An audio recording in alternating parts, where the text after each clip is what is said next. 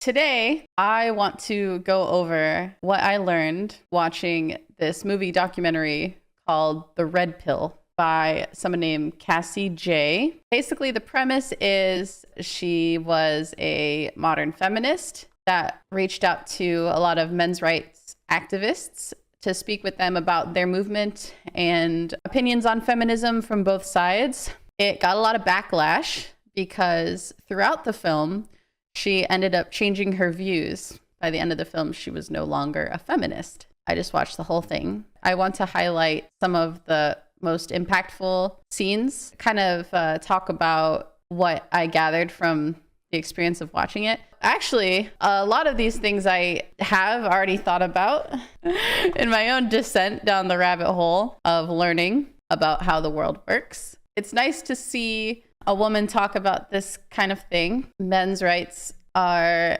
an issue that a lot of people don't talk about. They just kind of sweep it under the rug, and men's rights are just as important. That is what equality is. She was an actress who was always like typecasted as like the blonde girl, right? Because of her negative experiences with men, specifically in the film industry, is what motivated her to start making her own films that are about children, women's rights, LGBT, stuff like that. And then that's when she started this documentary on men's rights. I think that men's issues are often overlooked. Men are supposed to be the ones that are the fighters, the providers, the ones that are always strong. And it seems like in today's society, we're almost using that against men these days, trying to like devalue masculinity and say that being a strong masculine man is a negative. Society is mostly run and built by men because they have to be the ones who do the dangerous jobs that require strength and, most importantly, the idea of sacrifice. Men are basically groomed from childhood to believe that at the end of the day, they should sacrifice themselves. The whole women and children first thing is very real. So how can we say that's fair? My only counter argument, something that maybe the Titanic didn't specify, is like it's women and children first, but that's only after the billionaires are already on shore. You know what I mean? I do think that money is more important and always has been more of a priority than gender. Now, one could argue that, most of the powerful, rich people are men. And what I also learned from this is that a lot of these guys, they're not trying to say like women should be in the kitchen. It's not about the women. Go figure. It's about their own struggles being seen and heard and respected. Just because men want to stand up for themselves and be listened to and talk about their personal issues too does not mean that they are invalidating women per se. Now, the Andrew Tate types, the people that are just hurting the men's movement by being these misogynistic, evil people, they deserve to be shut down. Things like this, where they're trying to, bring awareness to, the higher rates of men, or the fact that more men are in the workplace, that is not a threat of women's rights being demolished. That is a step towards real equality. Feminist groups are so destructive and aggressive. Like at Ottawa University, when Professor Janice Fiamengo attempted to give a lecture that questioned the feminist narrative. They're beating on pots and pans. They're like blowhorns. Yeah, why are you so frightened of hearing an opinion different from your own? What does that sound like? You're not gonna change someone's mind by doing this. For Equality hosted a discussion titled From Misogyny and Misandry to Intersexual Dialogue. About in my 20s, when I went to Columbia to study art history, and that was in 68, and that was the height of the epidemic. And so suddenly... Yeah, you can hear them chanting outside just louder than they are when he's talking about the very real men's issue of being drafted in the war. Yeah, and they even end up illegally pulling the fire alarm to stop this discussion. It's crazy to me these people think that this is appropriate behavior. Yelling at people through megaphones at these rallies where men are just trying to talk about their own struggles isn't productive. I think that a lot of people in the feminist movement are just so brainwashed, but they don't need to be rude like this. The assumption that women are naturally better caregivers is part of patriarchy. Like, that's what Scientologists do. These people are doing the same shit. It's wild, bro. It's wild. They just yell at people, just like these extremists do, just like these radicals. They will get in your face. They will scream at you. They will scream insults at you, crying like freaking babies, saying that you're a horrible person. They're a bunch of nutcases. This woman is a tyrant, and I would not want to be anywhere near where this woman is. Caregivers are part of the patriarchy. She is what we like to call the worst. And within doing this, Cassie J had a lot of cognitive dissonance. And she even talks about how hard it is for her to be objective about this because she identified as what these guys avidly stand against. But yeah, I mean, and then we have statistics like this where so many men are killed in military. And there are women in the military, but far less women. Obviously, all military deaths are horrible. And I think death is the great equalizer. This is a representation right here of just like how men are expendable. What was it? Men produce and women reproduce. As a woman, it kind of sucks to hear that. I'm not going to pretend that as a woman, it's not kind of hard to stomach, right? I have grown up with this idea that, you know, women are more than just our bodies, which is true. I do not mean more than men do because I am a woman and because I have the ability to reproduce. You cannot argue with the fact that women have more choices when it comes to controlling reproduction. However, a lot of birth control is not healthy for women. Think about it.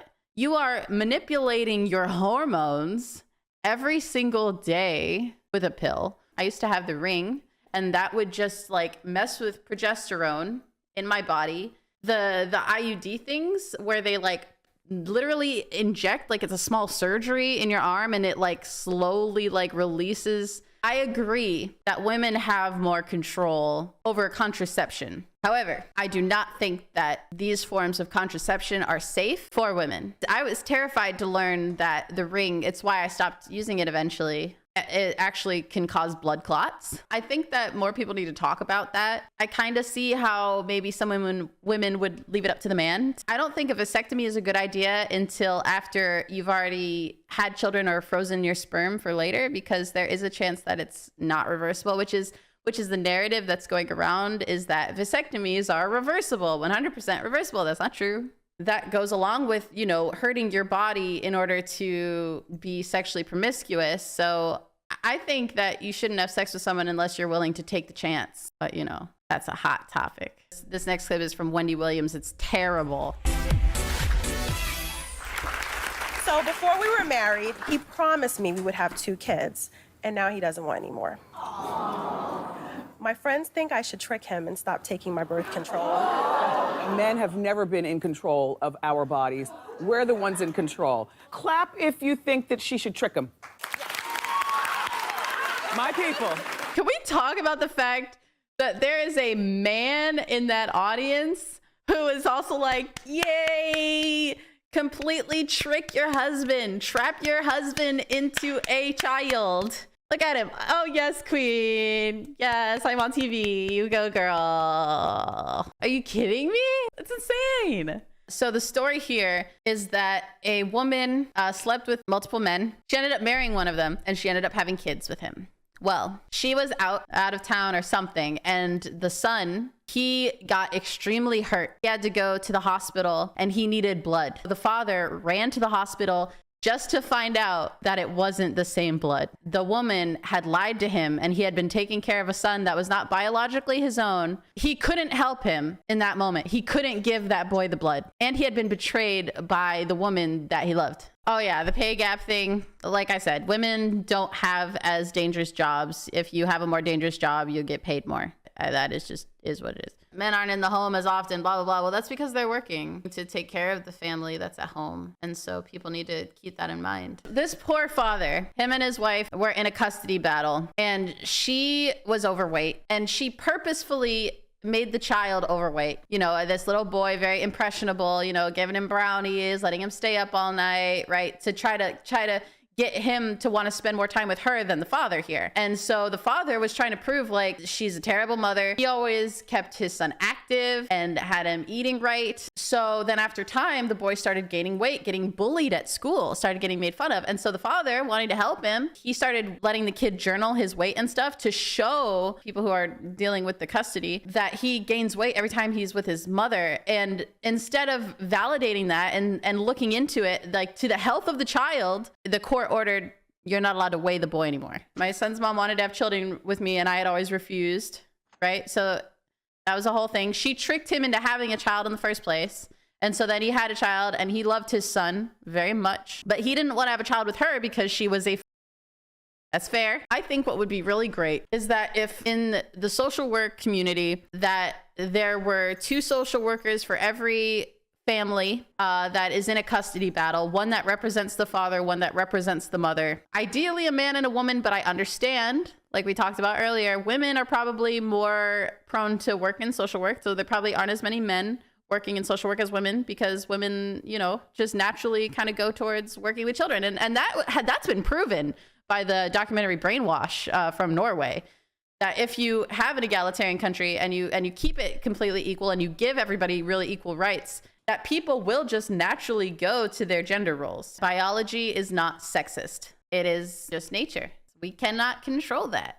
That's the whole point. I wish there was some way in order to make this social justice system more fair for parents that deserve to take care of their children, because I know personally people that have had their children taken away, and those children went to biological mothers, and those children were because of that. Courts took the woman's side over actually taking the time and making a case study and having a fair representative of the man too. If the family dynamics weren't messed up in the first place, then we wouldn't need social work, right? I think social work is important because in theory, in my utopia, there are representatives for both parents and they find what is most fair for the child. And that's just not the case. Social work, I think, is necessary. It's taken over by bad ideologies, and don't get me started on the foster care system. That's all screwed up too. A lot of these children are victims, and it sucks. There was a guy here that wanted to have his child, but the woman completely screwed him over. He was trying to fight for custody, but he only had a certain time frame to do it until the baby was born.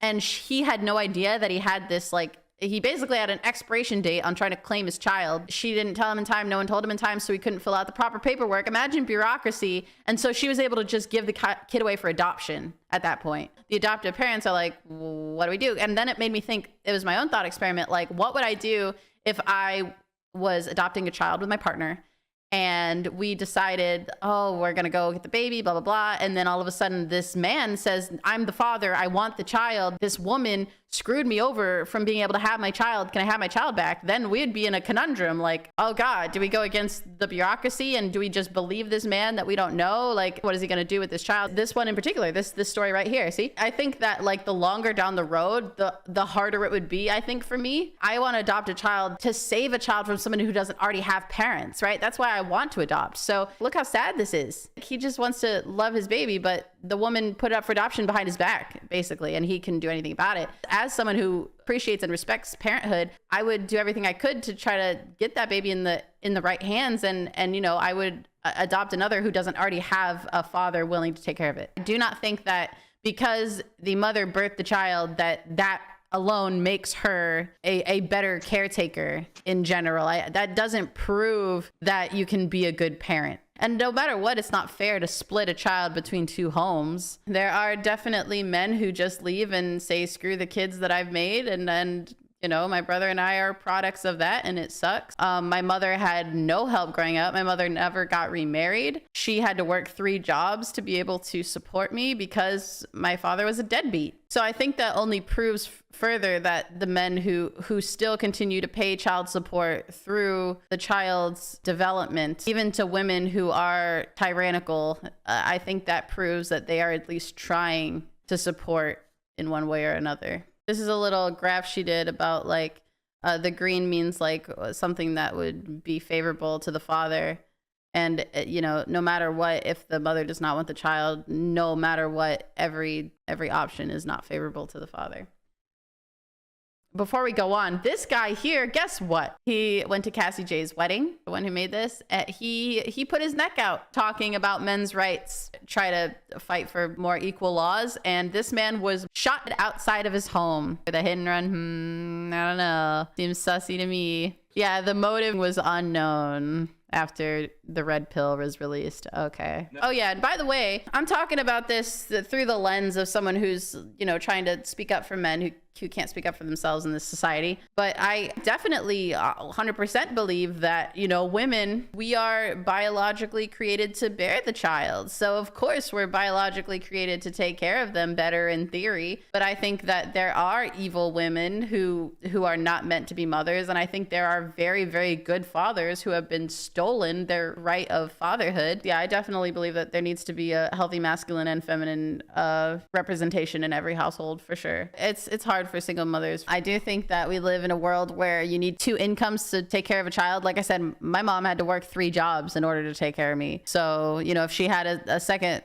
person with a second income, maybe it would have been easier. I think that both men and women are important to a child's development because they both are naturally and biologically more attuned to different things in the world. So who knows what's going to happen to me? But no matter what, I'm going to make sure that my child has a positive male role because I have an amazing brother, and I'm thankful for that. And I know that a lot of people don't, right? I know that a lot of people aren't blessed with family members of the opposite gender that are a good influence on them. Or sometimes even like, let's say you're a son raised by your father and your father's not a good influence. Sometimes neither is a good influence on you in the cases where both parents are in the home, but they're both toxic.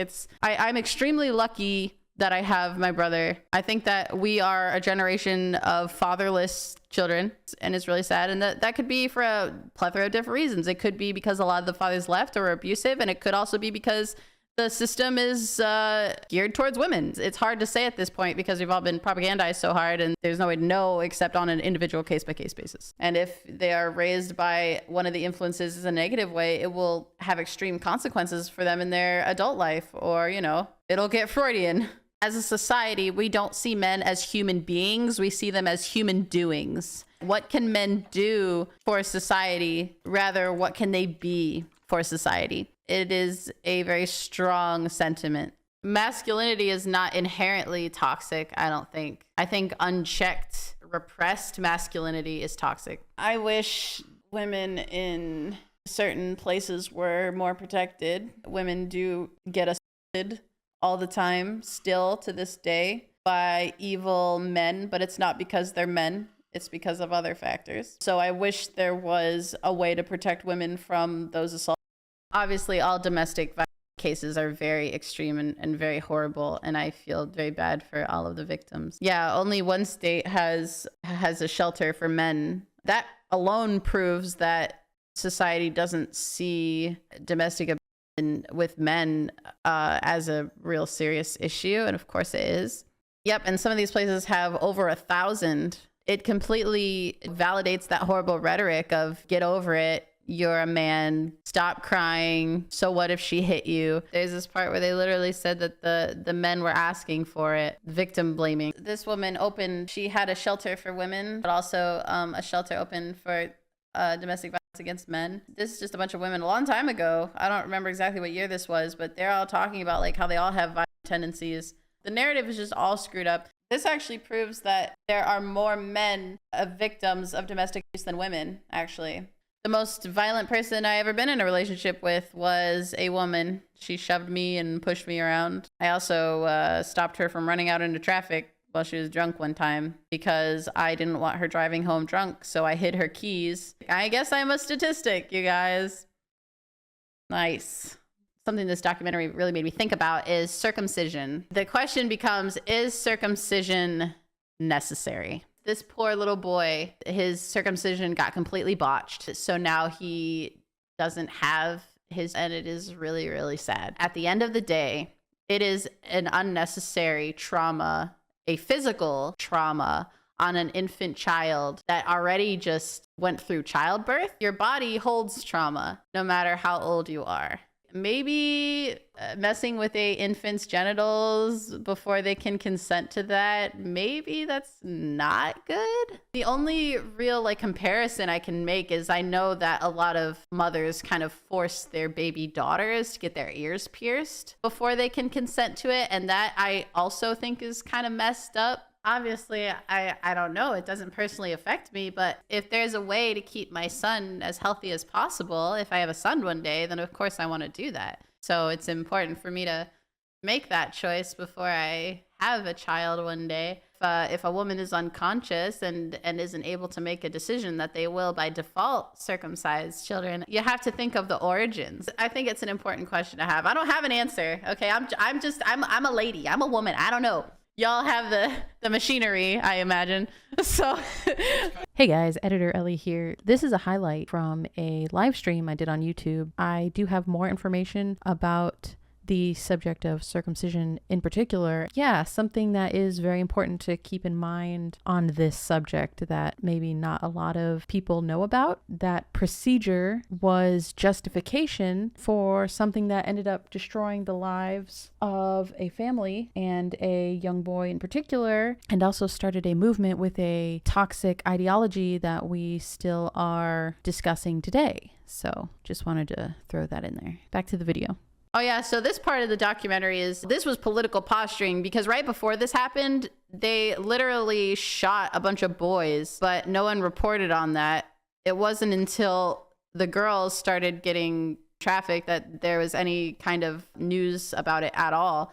And obviously, it's a terrible thing. You want to make sure that the girls are safe. Obviously, that is a huge priority, but it is interesting that there was no American news on it when all of the teenage boys were.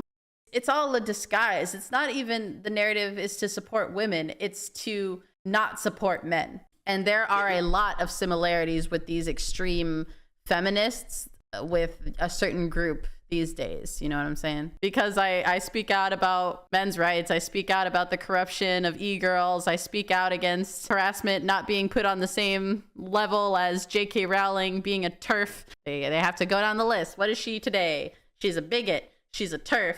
She's a right-winger. That's what the left has decided I am now. She's making these bizarre videos. When did the flip happen? Probably when I got abused by a fan of the playground, when no one cared about that.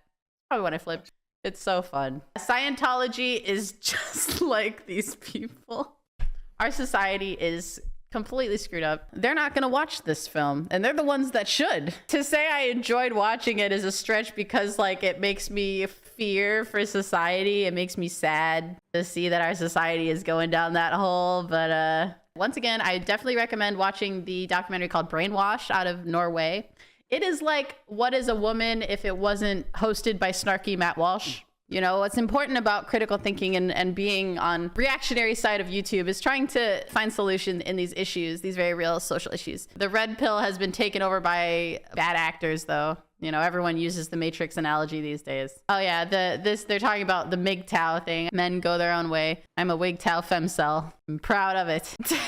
Thank you everyone for being here. Thank you. Make sure that you subscribe to the channel. Make sure that you like this video. Leave a comment on it as well. Thank you for all the support. Later.